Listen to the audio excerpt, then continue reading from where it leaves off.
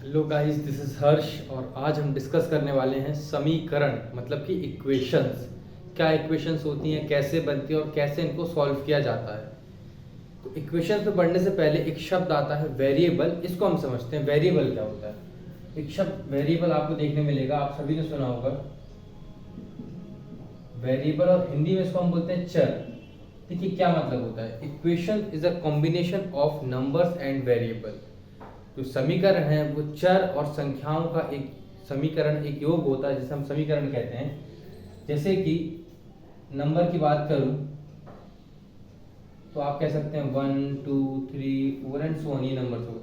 अगर मैं वेरिएबल की बात करूं या चर की बात करूं तो आप बोलेंगे सर जो इंग्लिश अल्फाबेट्स में जितने भी वर्ड्स आते, जितने भी लेटर आते हैं वो सभी चर हैं या फिर वेरिएबल हैं। जैसे A B C X Y Z and so on.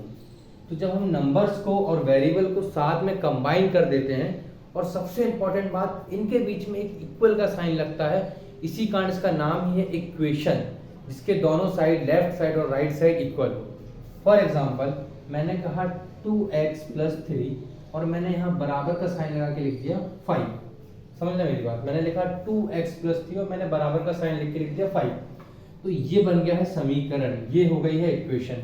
आपको आ रहा समझ में? हाँ देखिएगा, इस मैंने लिखा 2x + 3 = 5, तो ये बन गया एक समीकरण जिसके एक तरफ है 2x + 3 और दूसरी तरफ है 5। ये एक तराजू की तरह है, आप देखा है तराजू को जब हम बैलेंस करते हैं तो इस पार्ट में कुछ और होता है, इस पार्ट में कुछ और होता है, लेकिन दोनों का वेट जब बैलेंस होता है उसको ही हम इक्वेशन कहते हैं। जैसे 2x + 3 = 5 और ये बैलेंस है, आप देख सकते हैं यहाँ पे इक्वल का साइन लगा, मतलब ये बैलेंस है। तो ये बन गई, ये इक्वेशन है, ये समीकरण है। अब समीकरण को हम कैटेगराइज कैसे करते हैं? ठीक है, तो समीकरण को हम कई अलग अलग प्रकार से कैटेगराइज करते हैं, जिनमें से जो बेसिक है और इम्पोर्टेंट है वो समझते हैं।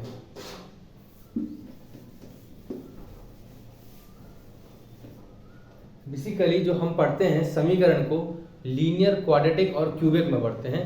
रैखिक समीकरण, द्विघात समीकरण और त्रिघाती समीकरण।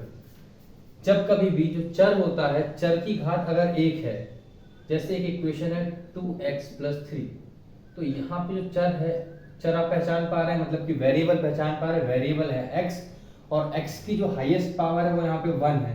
कुछ नहीं लिखा, मतलब कि 1 होता है, तो x की हाईएस्ट पावर यहाँ पे 1 है। इसको हम बोलते हैं रैखिक, या फिर इंग्लिश में लीनियर इक्वेशन, रैखिक समीकरण। जब कभी भी चर की घात एक हो, वेरिएबल की पावर 1 हो, तब हम कहते हैं उसको लीनियर इक्वेशन या फिर रैखिक समीकरण। और जब चर की घात 2 हो जाए तो वो हो गया द्विघाती समीकरण। नाम से ही क्लियर है, द्विघात मतलब 2 घात है उसकी, द्विघाती समीकरण। और इंग्लिश में कहते हैं क्वाड्रेटिक इक्वेशन। उदाहरण के लिए x² + 3। तो आप देखेंगे यहाँ चर की घात 2 है, आप सभी को दिख रहा है चर की घात यहाँ पे 2 है, तो ये हो गया आपका द्विघात समीकरण या फिर द्विघात समीकरण, या इंग्लिश में हम इसे कहेंगे क्वाड्रेटिक इक्वेशन। मैं लिख देता हूं यहाँ पे क्वाड्रेटिक इक्वेशन, या हम हिंदी में कहते हैं द्विघात समीकरण। चलिए ये भी क्लियर है। अब तीसरा टाइप, जब इसकी घात 3 हो जाए, ठीक है, तो आप देखेंगे यहाँ पे घात 3 हो गई, क्योंकि घात 3 हो गई तो ये बन गया त्रिघाती समीकरण। त्रिघाती समीकरण या फिर क्यूबिक इक्वेशन। तो आपको क्लियर हो गया, अगर एक समीकरण जिसमें वेरिएबल आप पहचान लेंगे, अगर वेरिएबल की पावर 1 है तो वो लीनियर इक्वेशन, वेरिएबल की पावर 2 है तो वो क्वाड्रेटिक इक्वेशन, और यदि वेरिएबल की पावर 3 है then it is called cubic equation. चलिए आगे बढ़ते हैं। जो रैखिक समीकरण है उसको थोड़ा सा और कैटेगराइज करेंगे, क्योंकि हमको क्वाड्रिक और क्यूबिक, इसमें सबसे ज़्यादा इंपॉर्टेंट होता है क्वाड्रेटिक इक्वेशन, जो हमको बहुत अच्छे से पढ़ना है। इसके सवाल 10th में, कॉम्पिटिटिव में सभी जगह देखने मिलते हैं, हम वो भी सीखेंगे बाद में। अब बात करते हैं रैखिक समीकरण पे, लीनियर इक्वेशन। इसको मिटा देता हूँ मैं बाकी। देखिए लीनियर इक्वेशन की अगर मैं आपसे बात करूं, रैखिक समीकरण, तो इसको हम अगेन अलग अलग पार्ट में कैटेगराइज करते हैं। उदाहरण के लिए 2x + 5 एक, 3x + 2y = 0 2, 2x minus 3y is equal to 4z। आप समझिए यहाँ पे क्या है। आप अगर ध्यान से देखेंगे तो यहाँ पे जो चर है, जो वेरिएबल है, वो सिर्फ एक है। यहाँ पे दो वेरिएबल आ गए x और y, यहाँ तीन वेरिएबल आ गए x, y और z। तो ऐसा लीनियर इक्वेशन जिसमें सिर्फ एक ही वेरिएबल हो, इसको हम बोलते हैं linear equation in one variable. ऐसा इक्वेशन जिसमें दो वेरिएबल हो वो होगा लीनियर इक्वेशन, क्योंकि इसमें घात एक है तो लीनियर, और दो वेरिएबल है तो इसको हम बोलेंगे linear equation in two variable. और जिसमें तीन वेरिएबल आ जाए, एक, दो और तीन, तो उसको हम बोलेंगे linear equation in three variable. तो ये क्लियर हो गया आपको। फिर से एक बार रिवाइज कराता हूँ। हमने पढ़ा इक्वेशन क्या है, नंबर और वेरिएबल का एक इंटरकनेक्शन जो कि इक्वल के द्वारा दोनों साइड से अलग अलग होता है, जिसके बीच में इक्वल का साइन होता है। ये हो गया इक्वेशन को हम तीन कैटेगरी में डिवाइड करते हैं। एक जिसमें घात एक हो, जो highest power of variable is 1, it is called linear equation. When the highest power of variable is 2, it is called quadratic equation, and when the highest power of variable is 3, then it is called cubic equation.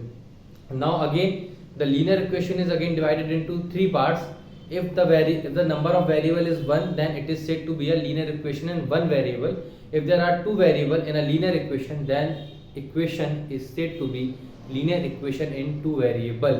और अगर तीन variable है तो हम कहेंगे कि भाई तीन वेरिएबल वाला रैखिक समीकरण। तो आप समझ सकते हैं तीन प्रकार के वेरिएबल्स हमको देखने मिल गए, तीन प्रकार के वेरिएबल और ये तीन इक्वेशन। अब बात आती है कि इन इक्वेशंस को सॉल्व कैसे करें। The one of the most difficult task in mathematics, ये इक्वेशन। जब कभी मैंने देखा है जिन बच्चों को मैथ्स पसंद नहीं आती है तो वो कहीं ना कहीं इसी चीज़ से मार खाए हुए होते हैं कि उन्हें जो समीकरण होते हैं इस समीकरण को हल करना नहीं आता है कि सर हम इनको कैसे हल करें। और यकीन मानिए मैथमेटिक्स की शुरुआत में एक सीढ़ी का काम ये करती है इक्वेशन। अगर आपने इक्वेशन में कमांड बना ली तो आप मान ली कि आपका ऑटोमेटिक मैथ्स में इंटरेस्ट आएगा और आप मैथ्स के कठिन से कठिन सवाल भी कर पाएंगे, क्योंकि एक स्टार्टिंग की सीढ़ी होती है, आपका नींव होता है इक्वेशन। चलिए हम देखते हैं कि कैसे इनको हल कर सकते हैं।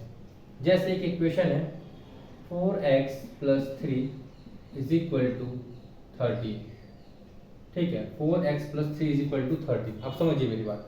अब आपको इसको सॉल्व करना है तो बहुत ही आसान है। देखिए मैं क्या कह रहा हूँ, जैसा मैं बता रहा हूँ आप बिल्कुल बस वैसा करते जाइए, 100% आप इसको बहुत आसानी से सॉल्व कर लेंगे। मैंने कहा कि आप सबसे पहले जहाँ आपको इक्वल का साइन दिख रहा है आप उस पर ध्यान दीजिए और आप उसको एक ऐसे नज़रिए से देखिए कि दो पार्ट में, एक इक्वल के इस तरफ वाला पार्ट, एक इस तरफ वाला पार्ट। इसको हम बोलते हैं लेफ्ट हैंड साइड LHS, इसको हम बोलते हैं राइट हैंड साइड RHS। ठीक है, इतना तो क्लियर है। अब करना क्या होता है, देखिए जो वेरिएबल हो ना, वेरिएबल को एक तरफ करना होता है, बाकी सारे नंबर को दूसरी तरफ। इक्वल है, इक्वल का साइन है तो इक्वल के एक तरफ हम सिर्फ अकेले वेरिएबल को रखेंगे और दूसरी तरफ सारे नंबर को, और जो नंबर है वो सॉल्व होकर आपको एक सिंगल नंबर मिलेगा जो आपका आंसर होगा। देखिए कैसे, मतलब ये x है, हमको यहाँ पे सिर्फ x को रखना है। हमको ना तो ये 4 की जरूरत है ना तो इस 3 की जरूरत है, तो हम इस 4 को और इस 3 को इस तरफ भेजेंगे। एक रूल आपको सभी को पता होगा, फिर भी बता देता हूँ, जो इक्वल का साइन होता है उसके एक तरफ से दूसरी तरफ, मतलब इधर से इधर या फिर इधर से इधर, हम जब कभी भी किसी नंबर को लेकर के जाते हैं या वेरिएबल को लेके जाते हैं तो उसका साइन बदल जाता है। अगर कोई चीज़ प्लस में है तो इस तरफ आएगी तो माइनस हो जाएगी, अगर कोई चीज़ माइनस में है तो प्लस हो जाएगी, मल्टीप्लाई में तो डिवाइड और डिवाइड में है तो मल्टीप्लाई, बिल्कुल अपोजिट साइन हो जाता है। तो अब आप देखिए यहाँ पे लिखा है 4x + 3, तो अगर मैं इस 3 को इधर ले जाना चाहूँ तो ये +3 इस तरफ आके क्या हो जाएगा -3, तो ये हो गया। इधर बचा सिर्फ और सिर्फ 4x = 13 और ये 3 इधर आके माइनस हो गया। क्लियर है, बहुत आसान। क्या बचा 4x = 10, 13 - 3 10। अब देखिए ये 4, देखिए जब कोई चीज़ बाजू में लिखी होती है ना इस तरीके से, इसका मतलब होता है ये मल्टीप्लाई में है, इसको हम डॉट प्रोडक्ट भी कहते हैं। 4 × x मतलब कि 4x, बस वही लिखा है। 4x का मतलब होता है 4 × x, तो 4 यहाँ मल्टीप्लाई में x के साथ, 4 यहाँ x के साथ कायम है मल्टीप्लाई में, तो मल्टीप्लाई वाली चीज़ जब इस तरफ आएगी तो वो डिवाइड हो जाएगी। तो देखिए यहाँ बचा x = 10 और ये 4 इंटू से आके डिवाइड मतलब नीचे आके डिवाइड बाय 4। ठीक है, तो x बराबर जैसे ही आपने इसको डिवाइड किया तो ये आएगा 2.5 ढाई आएगा, है ना। 10 को अगर आप 4 से डिवाइड करेंगे तो आएगा 2.5, और आप चाहें तो ऐसा भी लिख के छोड़ सकते हैं। तो x का आंसर आ गया 2.5। तो देखिए कितना सरल था, ये बिल्कुल भी कठिन नहीं है। इक्वेशन को हल करना बहुत सरल है, एक एक स्टेप आप बढ़ते जाइए और इक्वेशन का लेवल बढ़ाते जाइए। ये लीनियर इक्वेशन 1 वेरिएबल में थी, इसी में हल्के हल्के स्टेपिंग के साथ हम क्वेश्चंस को और बढ़ा सकते हैं और आगे भी सॉल्व कर सकते हैं। ठीक है, नेक्स्ट वीडियो में मैं आपके लिए क्वाड्रेटिक इक्वेशन और क्यूबिक इक्वेशन को भी हम सॉल्व करेंगे और लीनियर इक्वेशन इन 2 वेरिएबल को भी सॉल्व करेंगे। और गाइस, जैसा कि मैंने आपसे कहा था कि 1 जुलाई से हम 10th क्लास के लिए मैथमेटिक्स की एक separate batch live classes start करेंगे। तो आप सभी जितने भी लोग 10th क्लास में हैं या 10th क्लास मतलब आप 10th क्लास की स्टडी कर रहे हैं, तो आप 1 जुलाई से रेडी रहिएगा। हम लाइव सेशन स्टार्ट करने वाले हैं मैथ्स का, और ये लगभग 6 महीने में आपका सारा course full A to Z complete हो जाएगा।